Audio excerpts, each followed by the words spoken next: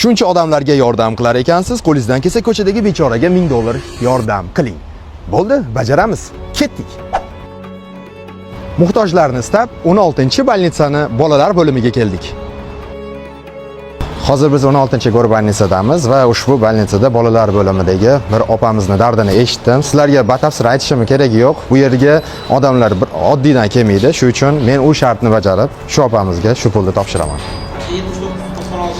Sizga ham rahmat. Bolalaringiz tuzalib ketsin. Nechta farzandingiz bor? 4 ta. Nechtasi davolanyapti? Ikkitasi Nogironlik, shu uchun shu yerda davolar. Bitta gap eshitdim, shu rostmi? Farzand eringiz topgani shu yerga ketyapti. Orada qarzga ham kirib ketdi. Yetkiz olmaymiz.